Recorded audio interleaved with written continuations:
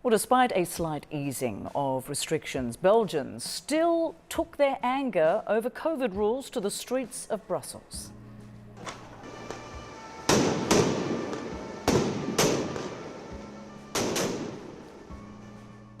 Authorities in Belgium say some 50,000 people demonstrated against current COVID restrictions on Sunday.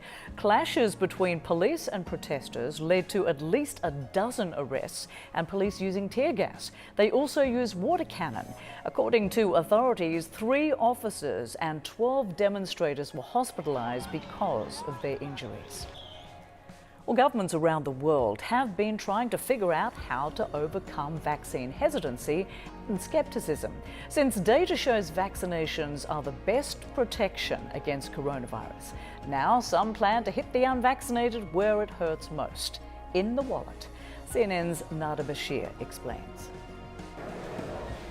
It just got more expensive to be unvaccinated in Austria. The country's parliament passed a measure to make COVID-19 vaccinations mandatory for all adults. If we want to break the circle of lockdowns, we need this law and an end to the restrictions to protect us from the coronavirus. And I think that's what we all want. After being passed by the upper house of parliament and signed by the president, Alexander Van der Bellen, the measure is set to come into force in February, with fines of up to roughly $4,000 rolling out in mid-March for anyone who can't provide proof of vaccination. It'll be the strictest COVID-19 law in Europe, affecting all Austrians 18 and older, though pregnant women, people with valid medical conditions, and those who have recovered from coronavirus in the past 6 months will be exempt. It's a get-tough tactic that comes after weeks of volatile protests in Austria by a vocal minority over coronavirus restrictions. And many countries facing similar resistance say they've heard enough. In Greece, people over 60 who choose not to get vaccinated now face fines of more than $100 a month. Health officials say the financial leverage seems to be working.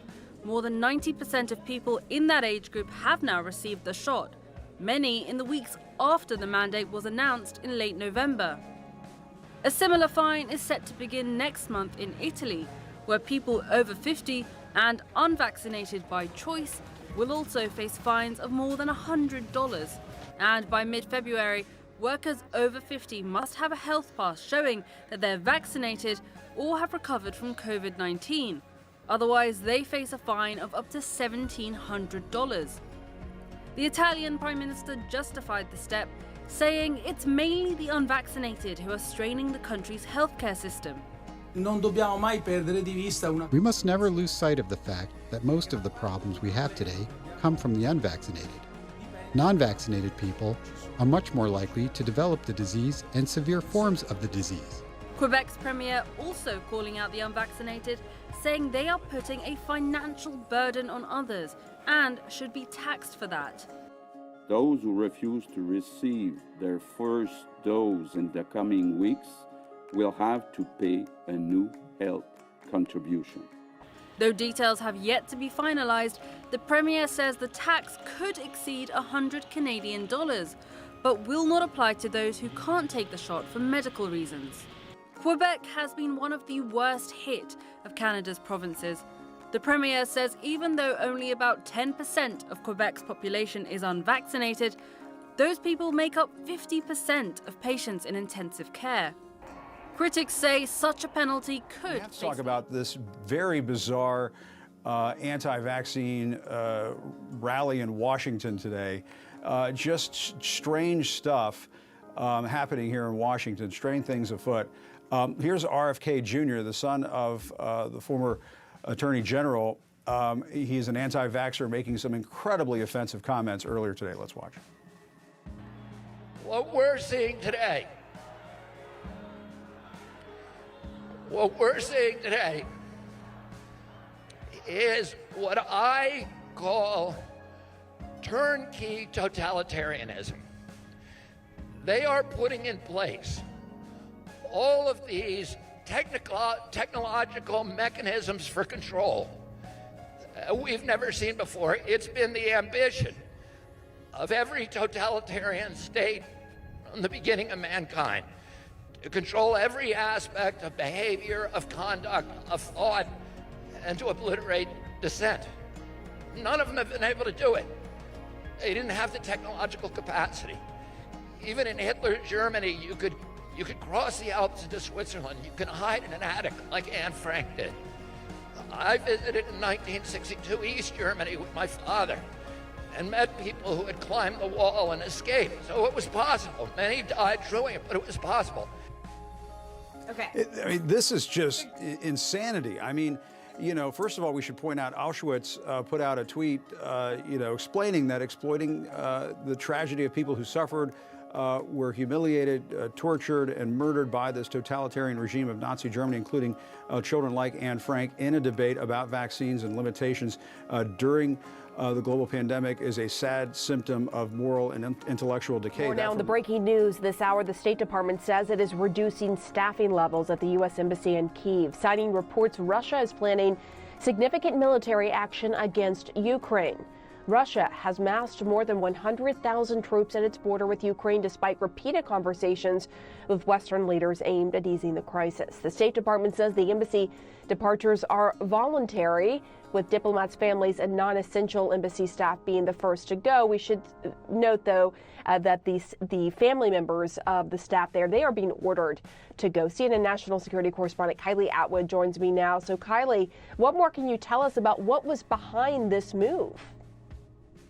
Yeah, I think there are a lot of questions, Pam, about why the State Department did this now. And senior State Department officials just spoke on a call with reporters to explain that this decision came out of an abundance of caution. So it's basically what they said is the totality of the situation with Russia continuing its efforts to destabilize Ukraine, its military buildup along the borders. Those are the factors that went into this decision for them to, as you said, authorize the departure of some U.S. government employees and to order the departure of the families of those U.S. government employees at the embassy in Kyiv. So there's not necessarily a heightened risk that those U.S. personnel are in today versus yesterday, but they do feel that the totality of the situation made it so that they should start allowing and then, of course, telling some of those Americans to get out.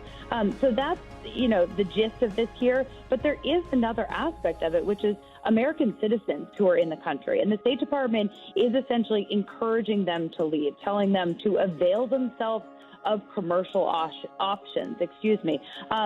They won't say exactly how many Americans have registered with the State Department as being in Ukraine right now. They said that that's because they think that providing that information just wouldn't be helpful at this time because Americans aren't required to share that information. But it was really noteworthy that the department was very clear in saying that Biden, the president, is not going to be evacuating U.S. citizens if Russia invades Ukraine. So if they want to leave the country, those Americans who are there on their own accord, they should start looking for commercial options now. Okay, Kylie Atwood, thank you for that. I want to bring back Democratic Congresswoman Elaine Luria. So what is your reaction to this decision? We just heard Kylie Atwood break down what was behind this, saying that they are doing this out of an abundance of caution. What do you make of it? Well, I would say that there are obviously rising tensions. We've been all in on negotiations to attempt to get Russia to back down with 100,000 troops on the border. I think that we are, seeking pressure on Russia to try to convince them that it's not in their benefit to invade Ukraine. But, those civilians who work at the embassy and U.S. civilians within Ukraine, it's very important that the U.S. government has a plan to help those people get to safety. And I actually wrote a letter. What does Vladimir Putin want? It's a question Washington finds hard to answer because, let's face it, we Americans rarely put ourselves in other people's shoes. Two important essays by Dmitry Trenin in Foreign Affairs and Eugene Shausovsky in Foreign Policy provide some clues. Both suggest that Putin has stayed in power for over 20 years, not by being a reckless gambler, but rather by being careful, even rational. Trennan points out that Putin has watched 4 waves of NATO expansionism since he took power. His military incursions have usually been reactions to events rather than grand initiatives of his own. In 2008, it followed Georgia's decision to retake the separatist province of South Ossetia.